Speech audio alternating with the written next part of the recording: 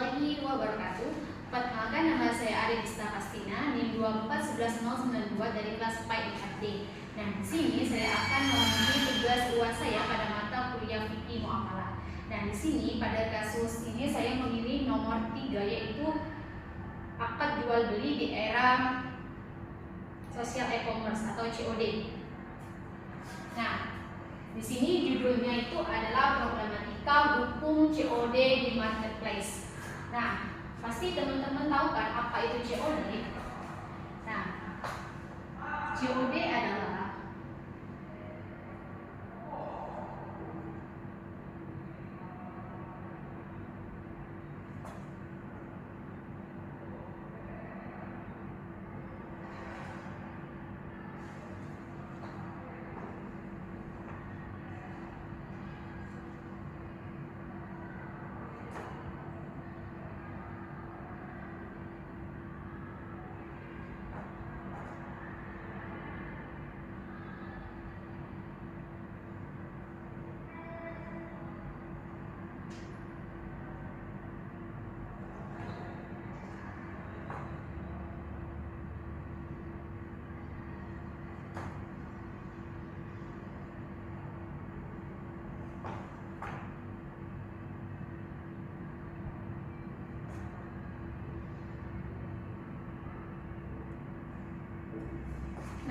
COD itu adalah sistem pembayaran di mana pembeli membayar barang ketika sampai alamat tujuan. Nah, pasti teman-teman di sini pernah kan misalnya memesan baju kan di aplikasi Shopee, TikTok, kemudian kita kirimkan ke penjual, kita bikin pesanan, kemudian penjual tadi mengirim kepada jasa ekspedisi, misalnya ada JNT, Express misalnya kan, kemudian akan diantarkan oleh kurir. Nah, setelah itu kurir tadi mengantarkan barang tadi sampai alamat tujuan, baru kita sebagai pembeli membayarnya.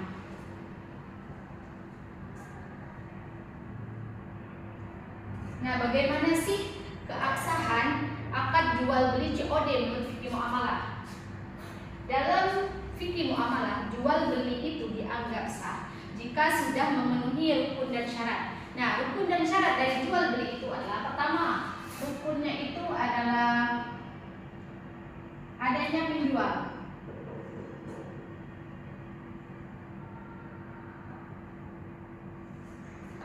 Yaitu pihak yang menjual barang tadi. Misalnya pihak toko tadi menjual baju, sepatu, tas.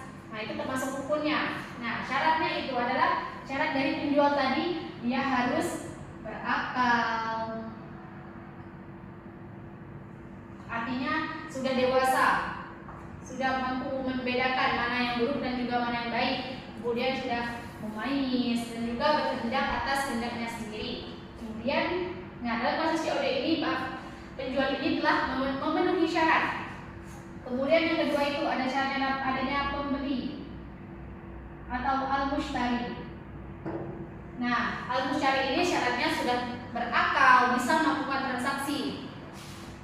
Kemudian yang ketiga itu ada barang yang diperjualbelikan.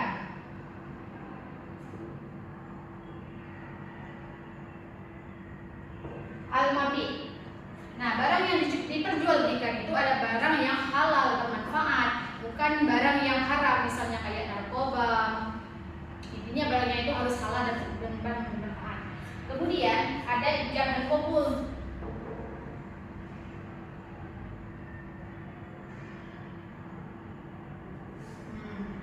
Misalnya, kita kan pasti sebagai pembeli itu ketika kita membuka aplikasi Shopee, pasti kita kayak bikin pesanan kan. Nah, artinya kita sudah membeli barang tersebut. Kemudian baru kita tekan tombol beli pesanan. Jadi menurut ulama kontemporer, akad elektronik ini sah karena sudah menunjukkan kerelaan kedua belah pihak. Artinya misalnya toko tadi sudah menawarkan kita berbagai barang-barang. Kita sudah membuat pesanan, artinya sudah ada kerelaan antara dua belah pihak atau suka sama suka. Sebagaimana Allah Subhanahu wa taala berfirman, A'udzu billahi minasyaitonir rajim. Bismillahirrahmanirrahim. Ya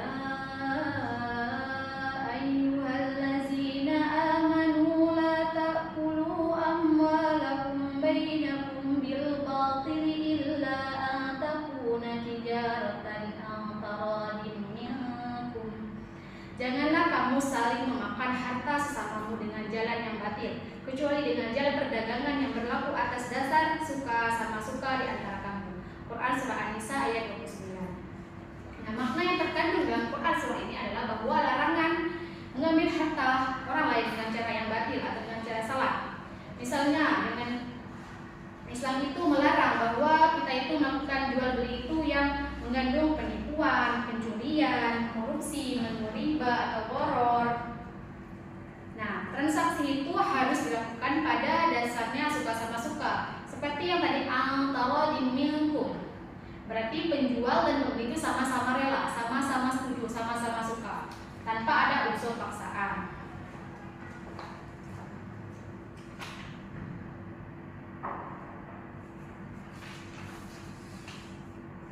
Nah, kaitannya dengan jual beli COD tadi. Nah, dalam sistem cash on delivery atau COD, pembeli membayar ketika barang sudah diterima. Nah, pada dasarnya akadnya itu sudah sah karena ada penjual dan pembeli, ada barang yang diperjualbelikan, ada kesepakatan harga, dan juga ada transaksi yang dilakukan atas dasar sama suka tadi. Nah, kemudian apa permasalahan utama dari kasus ini? Yaitu penyerahan barang atau taslim al-mabi.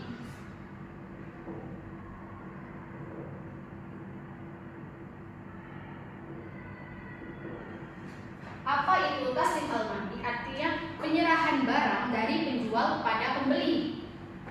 Nah, dalam fikih itu barang yang dijual itu nyata diserahkan kepada pembeli lewat kurir. Pada sistem COD misalnya yang saya jelaskan tadi, bahwa penjual menyerahkan barang tersebut kepada jasa ekspedisi, misalnya JNT, Express misalnya kan. Nah, kurir tadi bertindak sebagai agen wakil pengiriman. Kemudian barang sampai kepada pembeli. Dengan demikian proses penyerahan tadi sudah terjadi. Namun penyerahan dianggap sempurna setelah pembeli tadi menerima barang sesuai prosedur yang disepakati. Artinya selama pembeli belum menyelesaikan pembayaran tadi, proses serah terima itu belum sepenuhnya selesai. Nah, kedudukan kurir dalam COD. Apa sih kedudukan kurir dalam COD itu? Kurir itu bukan penjual, bukan juga pengirim, tapi kurir itu hanyalah wakil atau perantara pengiriman.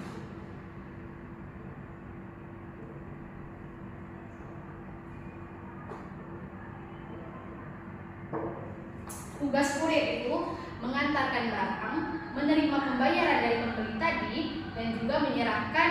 Misalnya kalau kita itu kan misalnya kalau udah bayar pasti kan kurir itu kayak udah mencek di aplikasinya bahwa dia udah menyerahkan kepada sistem marketplace tadi kan. Misalnya udah ada kan, misalnya kita lihat di pesanan selesai di Shopee misalnya kan, udah ada bagaimana deskripsi produknya. Artinya kurir tersebut sudah menyerahkannya kepada sistem marketplace. Karena apa? Karena itu apabila misalnya kita sebagai pembeli marah-marah kepada kurir, nah itu tindakan tersebut tidak dibenarkan sesuai dengan syariat. Misalnya kita mesen barang, mesen tas, ternyata nggak sesuai apa yang di deskripsinya, apa yang fotonya sama dengan yang datang tadi, nggak sesuai. Kita marah-marah ke kurirnya, itu nggak boleh teman-teman.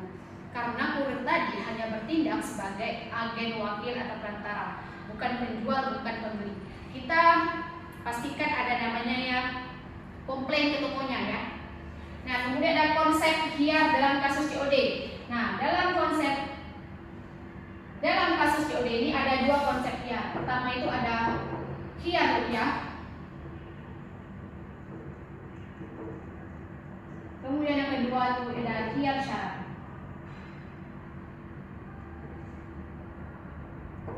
Nah, apa sih khiyar ru'yah itu? Khiyar ru'yah itu adalah hak kita sebagai pembeli untuk memilih atau melanjutkan atau membatalkan akad tersebut ketika kita sudah melihat barang tersebut. Misalnya kita hanya melihat foto tadi di aplikasi Shopee kan, misalnya barangnya sesuai, bajunya itu bagus warnanya, bahannya bagus, tebal, sekali datang ternyata bahannya tipis, warnanya nggak sesuai.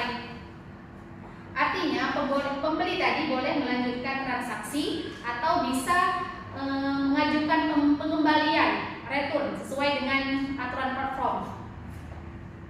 Nah, dasar dalam kitab Al-Fiqh Al-Islami wal Adillatuhu karya Wahbah Al-Zuhaili dijelaskan bahwa seseorang yang membeli barang yang belum dilihat memiliki hak setelah melihat barang tersebut. Dengan demikian, sistem return tadi merupakan salah satu bentuk modern dari konsep khiyar ru'yah. Kemudian ada khiyar syarat. Apa sih khiyar syarat itu?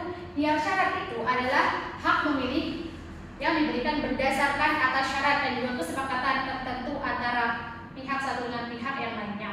Misalnya kita sebagai pembeli diberi waktu selama 3 hari untuk memeriksa barang. Jika tidak sesuai maka barang boleh dikembalikan. Nah, yang namanya syarat itu kan pastinya berkaitan dengan waktu ya. Nah, kita dikasih waktu 3 hari. Nah, dalam marketplace itu ada 3 fitur. Ada pengembalian barang, komplain dan juga refund. Pengembalian barang itu artinya return kan. Nah, return, refund dan juga komplain itu merupakan bentuk modern dari khiyar syarat. Karena kan sejak awal pembeli itu sudah menyetujui aturan-aturan dari platform marketplace tersebut. Kemudian, apakah aturan bayar dulu baru buka paket merusak keabsahan akad? Jawabannya itu tidak merusak keabsahan akad.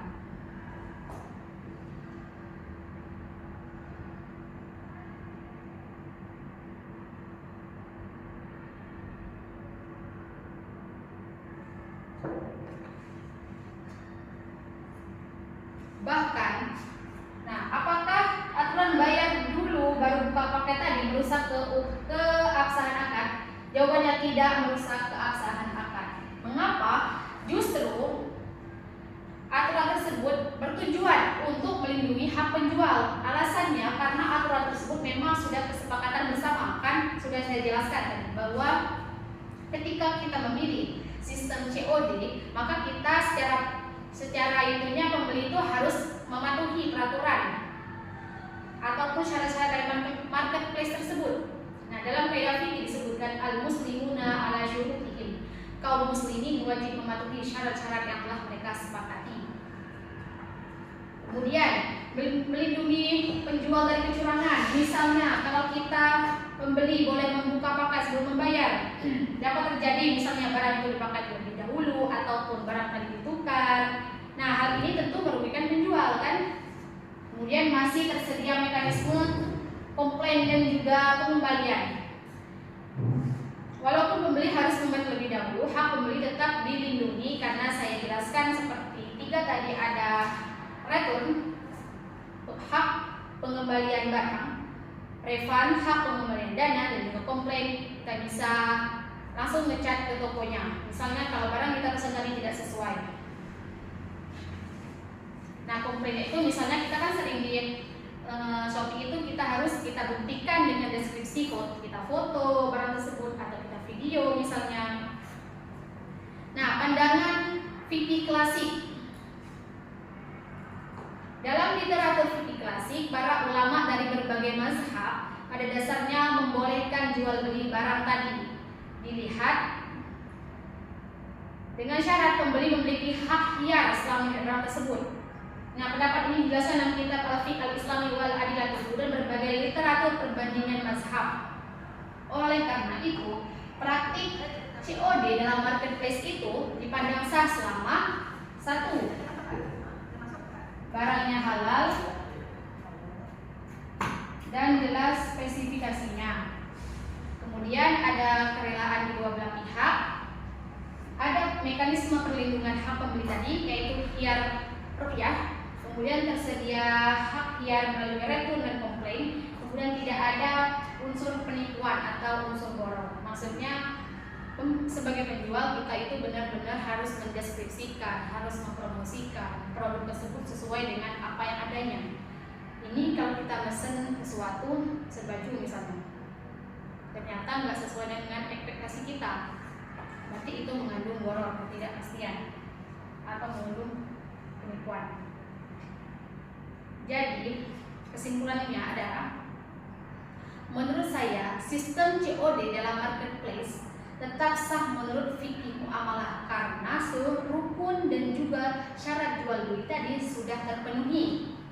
Aturan membayar sebelum membuka paket itu tidak merusak keabsahan akad, tapi melainkan sebagai bentuk perlindungan hak sebagai penjual. Nah, apa bentuk perlindungan haknya pembeli tadi? Yaitu adanya mekanisme hiar tadi berupa retun, refund, dan juga komplain apabila barang yang diterima tidak sesuai.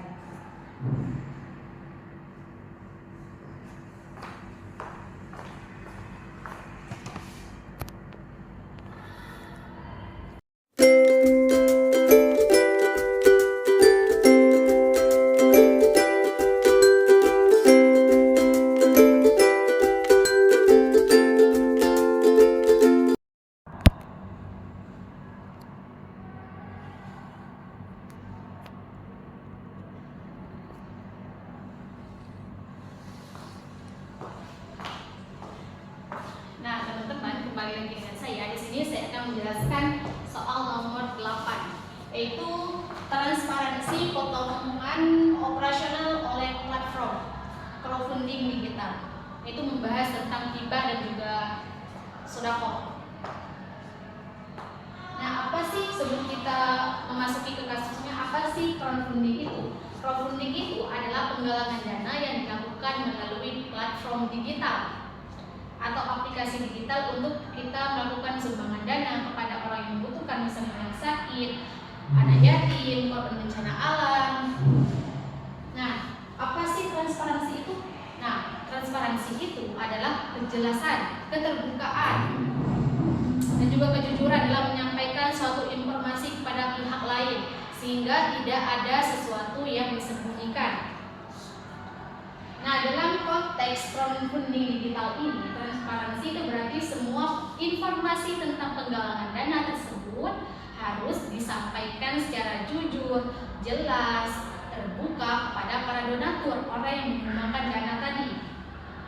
Misalnya, kita jelaskan tujuan penggalangan dana tadi untuk apa, berapa semua biaya yang terkumpul, penggunaan dana dilaporkan secara rinci dan detail. Kemudian jika ada potongan biaya operasional platformnya, maka kita harus beritahukan sejak awal kepada para donatur tadi.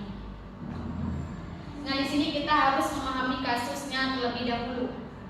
Ada seorang anak yang sedang sakit membutuh biaya pengobatan. Kemudian sebuah platform donasi online membuka penggalangan dana tadi atau crowdfunding digital tadi. Kemudian masyarakat berbondong-bondong berdonasi melalui platform tersebut. Nah, dana yang diberikan masyarakat tadi yaitu berupa hibah dan juga sodako.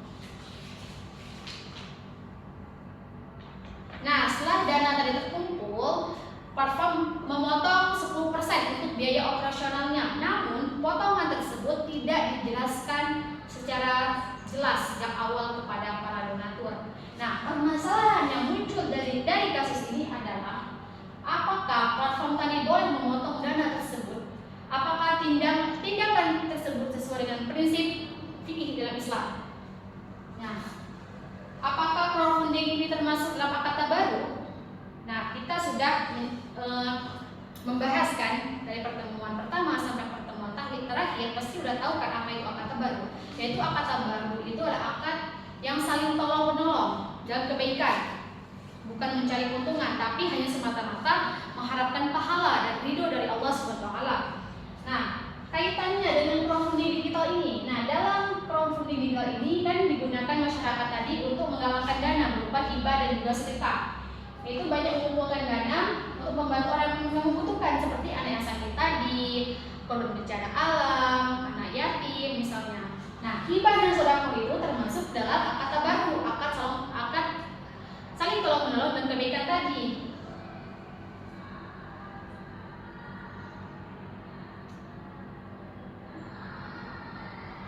Sebagaimana dijelaskan dalam Quran surah Al-Maidah ayat 2, Bismillahirrahmanirrahim, wa ta'awanu 'alal birri wat taqwa,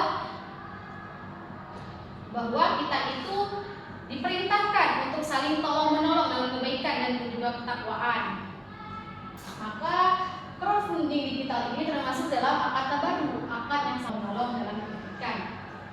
Nah, siapa saja yang terlibat dalam crowdfunding digital tadi? Pertama itu ada donaturnya, yaitu orang yang menyumbangkan dana tadi, orang yang menggalakkan dana tadi. Tujuannya apa? Untuk membantu penerima manfaat tadi. Misalnya untuk membantu anak yang sakit tadi, untuk membantu orang korban bencana alam. Kemudian platform crowdfunding.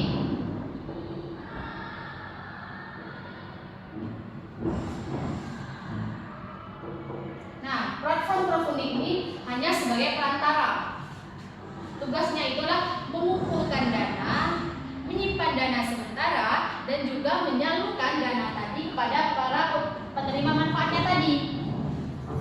Karena dana tersebut hanyalah titipan dari para donatur. Kemudian yang ketiga itu ada penerima manfaat. Siapa sih penerima manfaat tadi? Yang seperti saya jelaskan tadi, bahwa anak yang sakit tadi, korban bencana alam, anak yatim piatu.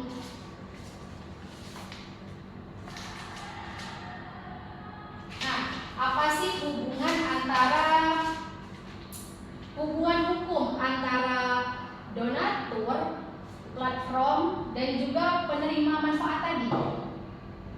Nah, dalam fikih muamalah, hubungan antara donatur, platform, dan juga penerima manfaat ini dikategorikan sebagai akad wakalah bil ujrah. Nah, kita kan sudah membahas pada pertemuan sebelumnya apa itu sih wakalah. Wakalah itu adalah pelimpahan kekuasaan dari seseorang pada orang lain untuk melakukan suatu pekerjaan atas namanya. Misalnya, di sini misalnya saya hari ini bayar UKT kuliah kan, ternyata saya ini misalnya sakit, kemudian saya titipkan kepada Saputri. Jadi Saputri itu adalah sebagai wakil saya. Nah, apa sih wakalah bil ujrah itu? Sedangkan wakalah bil ujrah itu adalah akad perwakilan yang disertai dengan imbalan atau upah. Artinya seseorang itu memberikan suatu atau mewakilkan suatu pekerjaan kepada orang lain, tapi pihak yang diwakilinya tadi mendapatkan upah atau imbalan atas kompensasi dari jasanya. Dan dalam kasus ini, donatur tadi memberi kuasa kepada platform untuk menyalurkan dana. Kemudian platform tadi bertindak sebagai perantara atau wakil untuk menyalurkan dana. Kemudian penerima manfaat tadi sebagai penerima bantuan dari dana yang disalurkan oleh platform tersebut.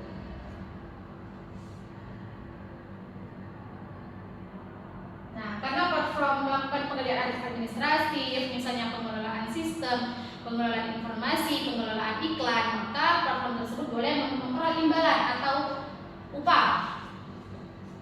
Nah, kemudian prinsip amanah dalam pengelolaan dana sosial dalam Islam, pihak yang menitipkan wajib menjaga amanah.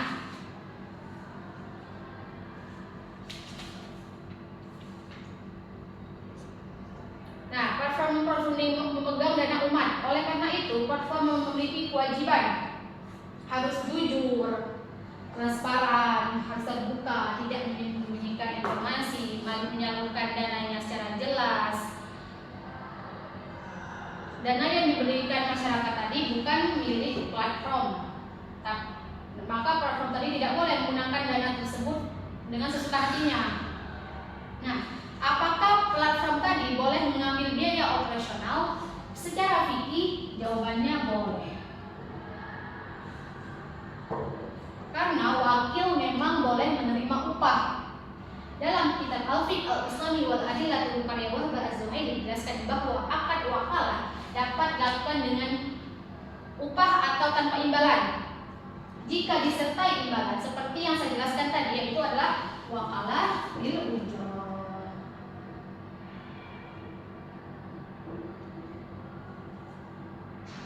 Misalnya, platform tadi sejak awal menjelaskan bahwa adanya potongan sebesar 10%.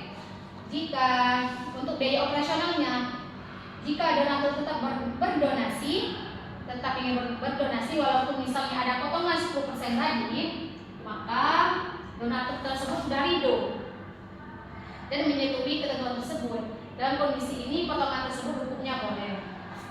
Apakah pemotongan tanpa transparansi merusak akad. Ya, tindakan tersebut memang bermasalah dan bisa merusak akad menurut fikih. Mengapa? Karena terdapat unsur satu, kurangnya transparansi.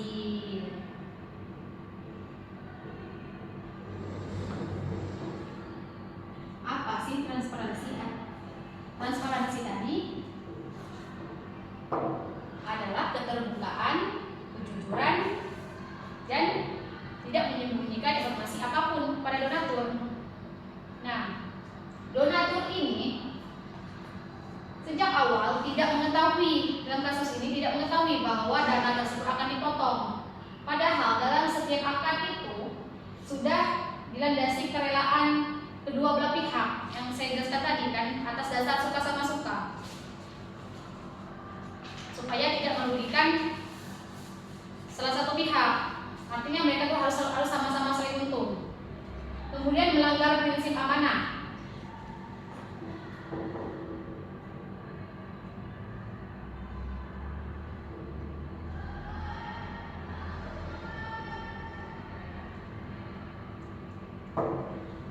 Platform tadi hanya bertugas sebagai perantara atau pengelola.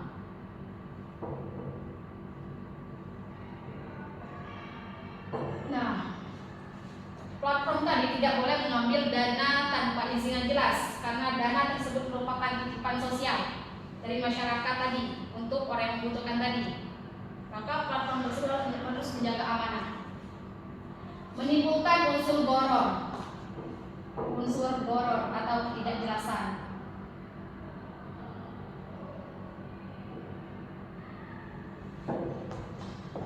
Donatur tadi menyangka seluruh dana yang telah terkumpul tadi, pikir donatur tadi, sudah diserahkan semuanya kepada pemanfaat, kepada penerima manfaat tadi. Ternyata sebagian dana ini dipotong. Ketidakjelasan ini dapat merusak kepercayaan. Nah, apakah akad tersebut menjadi batal? Nah, perlu kita bedakan antara akad donasi dan juga cara pengelolaan dana. Akad donasi.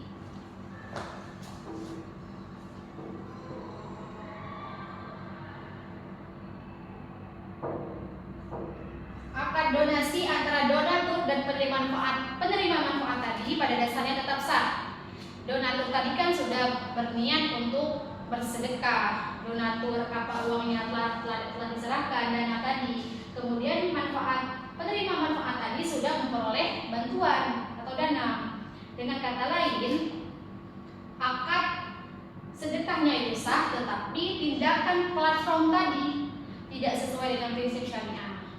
Nah, bagaimana sih seharusnya platform itu bertindak agar sesuai dengan fikih Islam? Platform tersebut harus menjelaskan sejak awal adanya biaya operasional.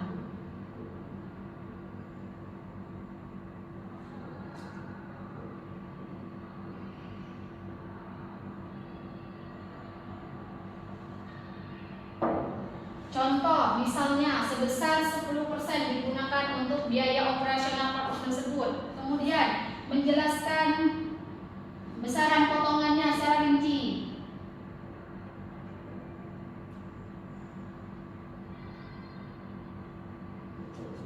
Misalnya 5% untuk operasional, 3% untuk server, 2% untuk promosi atau iklannya. Kemudian yang ketiga, menampilkan laporan penggunaan data.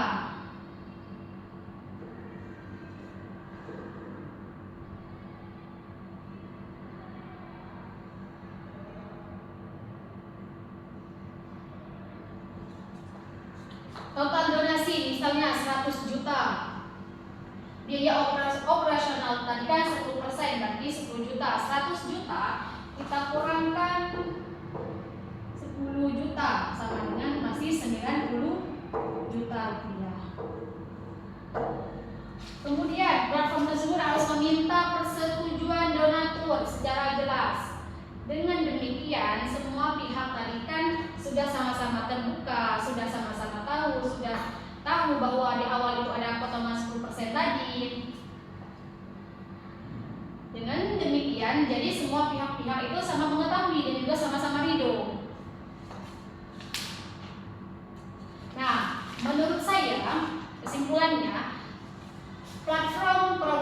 digital ini boleh mengambil biaya operasional karena kedudukannya sebagai wakil dalam wakalah bil ujrah.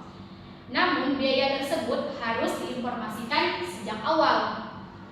Jika platform memotong dana secara tanpa transparansi, maka tindakan tersebut bertentangan dengan prinsip amanah dan juga kejujuran Islam, meskipun akad para donatur tadi tetap sah. Terima kasih.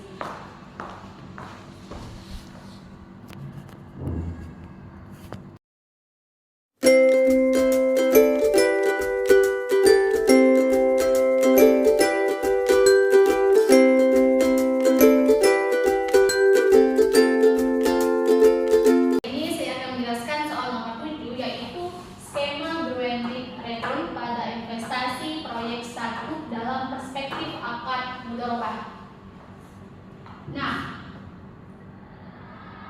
apa sih startup itu? Startup itu adalah perusahaan yang baru didirikan, bergerak di bidang teknologi yang bertujuan untuk berkembang menjadi perusahaan yang lebih besar. Nah, apa sih skema guaranteed return itu? Adalah sistem investasi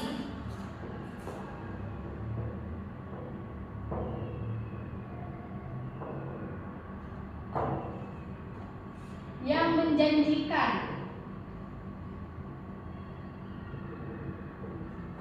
keuntungan tetap kepada investor.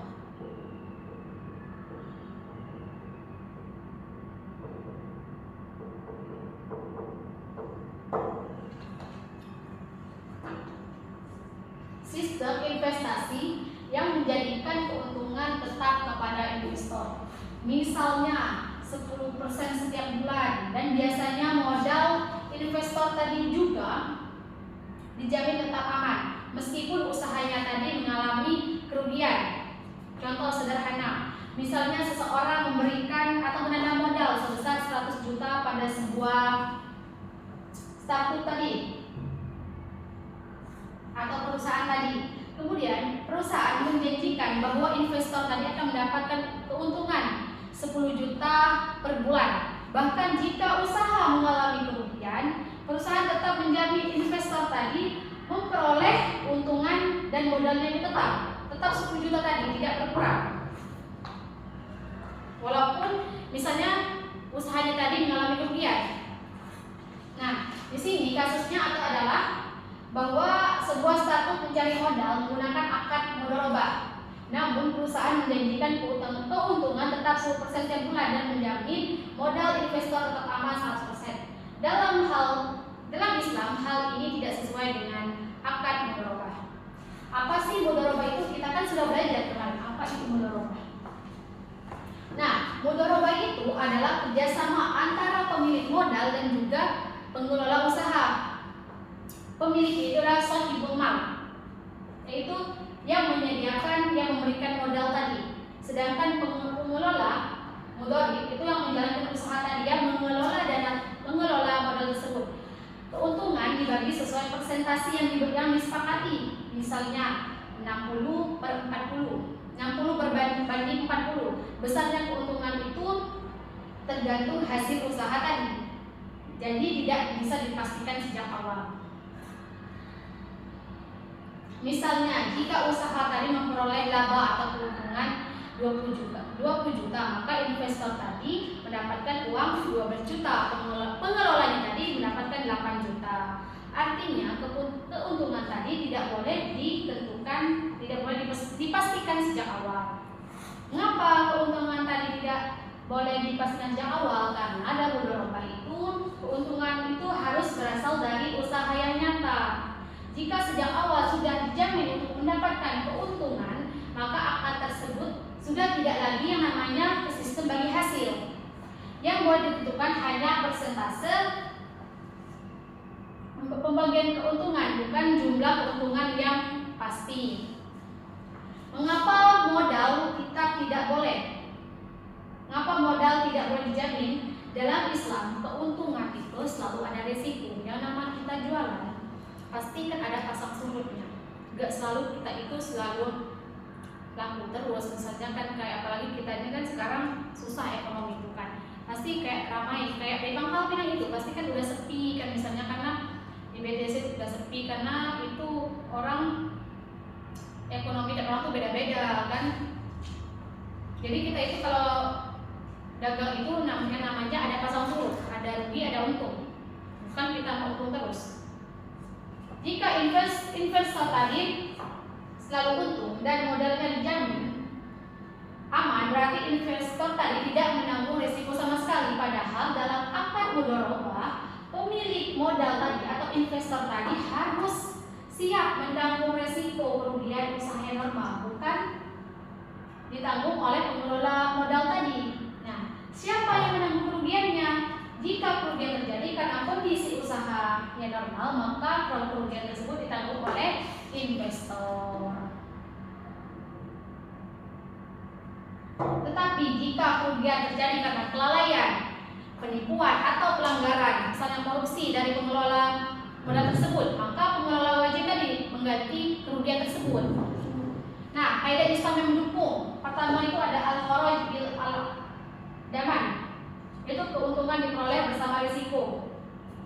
Artinya, pihak yang mendapatkan keuntungan harus siap menanggung risiko. Jika investor tidak boleh memperoleh keuntungan tetap dan terbebas dari kerugian, karena hal tersebut bertentangan dengan prinsip keadilan dalam Islam.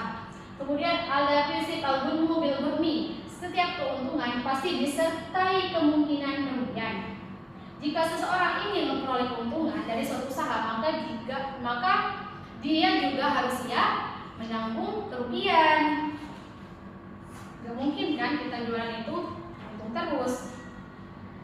Artinya seseorang jika mendapatkan keuntungan, maka dia harus juga menanggung yang namanya resiko kerugian. Atau misalnya juga bisa bangkrut kan, terusnya begini.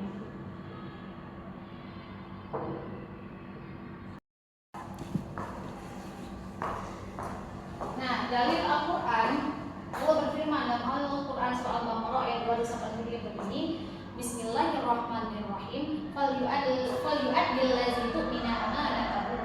Maka hendaklah orang yang dipercaya itu menunaikan amanatnya. Ayat ini mengajarkan bahwa dalam kerjasama bisnis itu, semua itu harus pihak itu harus sama-sama jujur, amanah dan juga bertanggung jawab. Tidak boleh kalau hanya sepihak saja yang cuma jujur, cuma bertanggung jawab.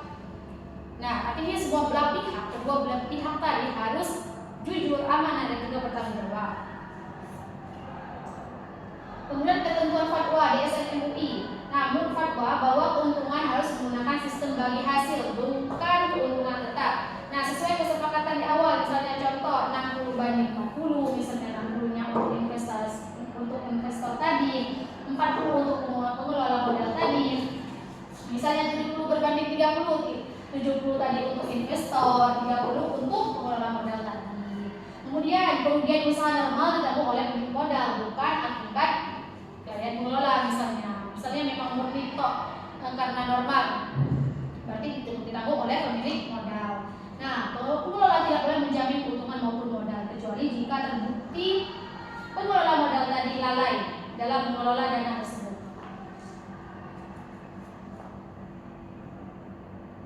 Jadi kesimpulannya, investasi pada kasus ini tidak sesuai dengan akad mudharabah karena satu, menjanjikan keuntungan tetap sebesar 10% per bulan. Kedua, menjamin modal investor tadi tetap utuh 100%. Ketiga, investor memperoleh keuntungan tanpa menanggung risiko. Keempat, hal tersebut bertentangan dengan prinsip bagi hasil dan juga berbagi risiko dalam mudharabah. Nah, kelima, menurut fatwa DSN-MUI, kerugian usaha normal harus ditanggung oleh pemilik modal tadi. Sedangkan pengelola hanya bertanggung jawab jika dia terbukti lalai ataupun melakukan pelanggaran dalam mengelola dana tersebut. Jadi kesimpulannya adalah investasi pada kasus ini tidak sesuai dengan akad mudharabah karena perusahaan menjanjikan keuntungan tetap dan juga menjamin modal investor tadi tetap aman. Padahal dalam mudharabah itu keuntungan harus berdasarkan hasil usaha, memang murni hasil usaha, dan setiap pihak harus siap menanggung risiko sesuai dengan syariat. Hanya itu yang dapat saya sampaikan, kurang lebihnya saya mohon maaf, kepada Allah saya mohon ampun. Wabillahi taufiq wal hidayah. Wassalamualaikum warahmatullahi wabarakatuh.